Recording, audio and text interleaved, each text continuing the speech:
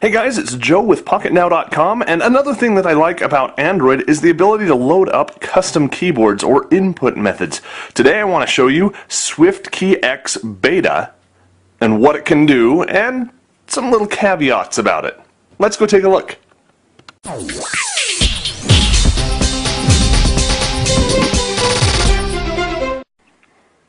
Okay, so first and foremost, an input method is a fancy name for a keyboard. You Windows Mobile guys know that as a SIP, or a soft input panel. And basically, whenever you go into a text editing box, it's that keyboard that shows up right across the bottom, and it lets you, well, type in stuff. There's all kinds of stuff that we've shown you in the past. This is another one, and it's kind of unique. So let's go through some of these settings first, and then we'll get to the really unique part that sets it apart from all of the other input methods that we've looked at before. First of all, you've got your language profile, and this is in the settings, which you can get to. Come back in here in the language and keyboard settings area. Okay, so let's go ahead and go into SwiftKey Beta. Language profile, you can set your language. In this case, I've chosen English US.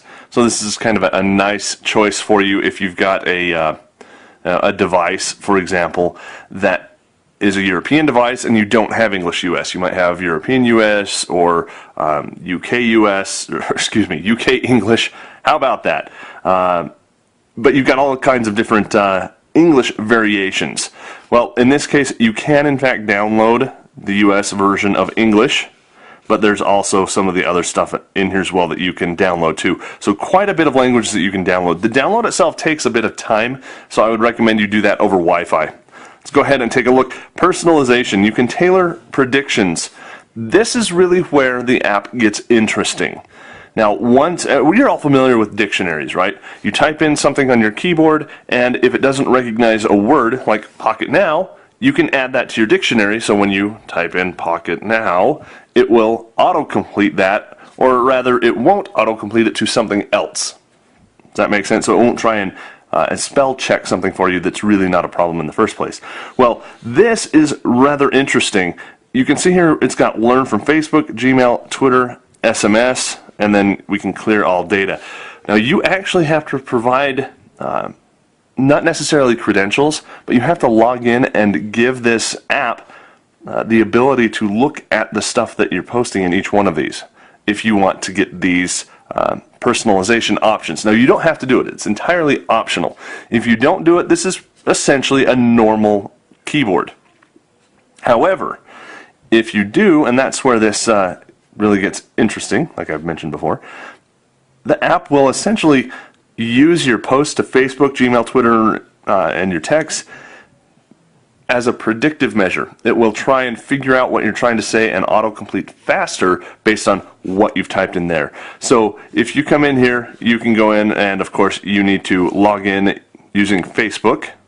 Okay, so you do that and log in. Now, this is not providing credentials to SwiftKey. Rather, what it's doing is it's logging into Facebook, and you're getting back a token that gives SwiftKey X the ability to connect to Facebook. So if you ever want to go back and undo that, it's relatively easily. And you see here that I did not complete that, so it gave me a message saying that it failed and that I should try again. I'm not going to do that because this is just kind of a demo for you. We don't want to take up that time.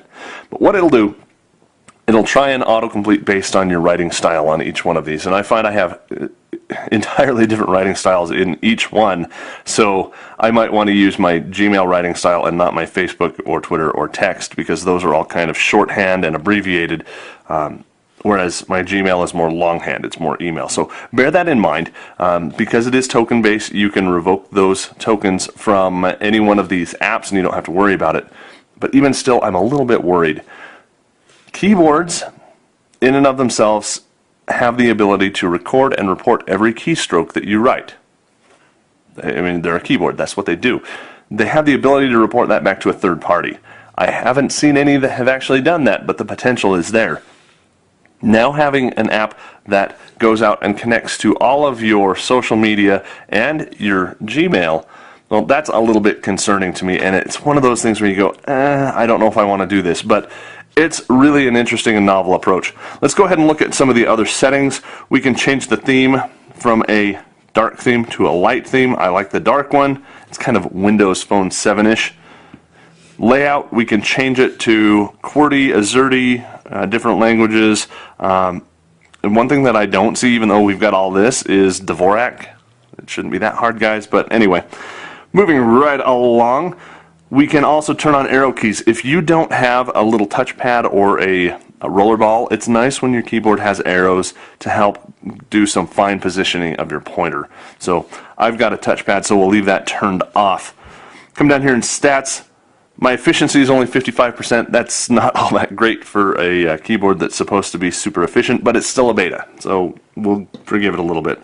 I also have 801 total keystrokes, which means that I've saved 1,010. Now, when you look at it in that perspective, 55%, that's not bad. It's saved me that many keystrokes. So this isn't accuracy, this is efficiency. Let's go ahead and look at some other stuff. Advanced, we can do all kinds of stuff. Typing style, I've had this in rapid, so it's really fast for those of you who type and depend on autocorrection. I'm going to go ahead and try precise for a little bit and see if I like it any better. The spacebar will, what? Insert a space, complete the current word, always insert a prediction. You can set that. The default is to complete the current word, yada, yada, yada. Lots of stuff. Okay, we got all that. One thing that I just recently did is I disabled the autocomplete for the physical keyboard. So when I slide out my keyboard and start typing, just like that, I actually get SwiftKey X autocomplete suggestions on that keyboard as well. So the experience is the same across both different keyboards, even though the keyboards are somewhat different. But enough about that. Let's go ahead and come back to home and let's take a look at how this works. So let's go ahead and make a new Google Doc and wait for that to load. We want to choose a document. We'll call it Untitled. Open this guy up. And because this is going out to the cloud and back, it is a little bit slower. It's needing me to log in, apparently. Okay, did it automatically. Good. So I've got my Untitled document down here. Let's go ahead and start typing something in. So I went ahead and hit the edit button, and now I've got my first line of text. And you can see the keyboard down here. It's really kind of nice. It doesn't follow the theming. You can notice up here that I've got this cyanogen blue theme, and I've got these nice green buttons down here. So it doesn't really match that yet. Again, still a beta. But we can go in here and type in hello, and you can see it didn't autocomplete that very well for me. Again, on camera, it's kind of hard because you're looking at this from a different angle. Hello, my name is Joe. Okay? Just like that. And it replaced with Hal. So, kind of interesting how all that works. Same predictive type that you normally have. You've got the same keyboard that switches over to a numeric versus an alpha keyboard. You can long press and get numbers. And just like that. All kinds of fun. When you flip the keyboard open, now let's do this first. When you're in landscape, the buttons are a little bit easier to push because they're a little bit bigger rather. And when we open this up and start typing, see if I can get my cursor back in there. I work for Pocket Now.com, and I had that in my autocorrect, but I didn't choose it. And you see, it put a space in after my dot and capitalized the C, so I have to go back in and do that again.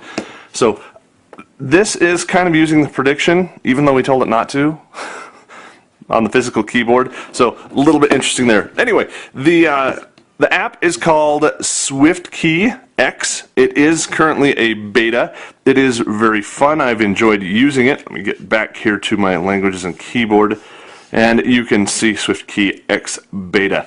If you would like to give this a try yourself, head on over to PocketNow.com and check out the link. We'll give you a link to where you can go out and grab the APK to download. It's not yet available in the Android market, at least not at the time of this filming. Very cool. Tell your friends about it. If you like this video, give us a big thumbs up. If you haven't yet subscribed to our video channel, make sure you could do that so you can stay up to date on our basically all of our smartphone news. So, talking about smartphones, specifically Android and custom input methods, for Pocket Now, I'm Joe Levi.